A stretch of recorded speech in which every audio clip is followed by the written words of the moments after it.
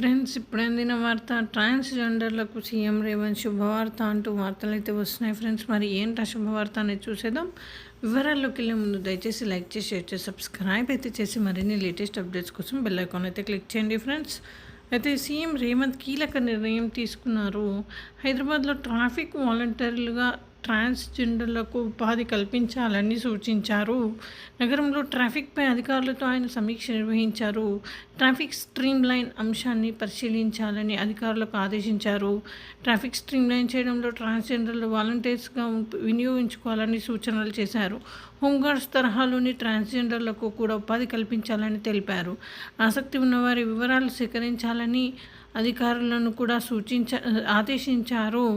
మరి ఇదిలా ఉండగా ట్రాన్స్జెండర్లలో చాలామంది రైల్వే స్టేషన్లలో గుడిలో డబ్బులు అడుగుతుంటారు. అలాగే కిరాణా దుకాణాలతో పాటు ఇతర షాపుల్లో కూడా డబ్బులు ఇవ్వాలని ఓనర్లను అడుగుతుంటారు. కొందరు ట్రాన్స్జెండర్లు డబ్బులు ఇచ్చే వరకు కూడా అక్కడి నుండి కదలరు. మరోవైపు తమకు ఎవరు ఉపాధి అవకాశాలు ఇవ్వడం లేదని కూడా వారు ఆరోపణలు చేస్తూనే ఉంటారు. ఈ నేపథ్యంలో సీఎం రేవంత్ తీసుకున్న నిర్ణయం వల్ల కొంతమందికైనా ఈ విధంగా ప్రయోజనం ఉంటుందని నెటిజన్లు భావిస్తున్నారు. సో ఫ్రెండ్స్, ఈ విధంగా వార్తలు అయితే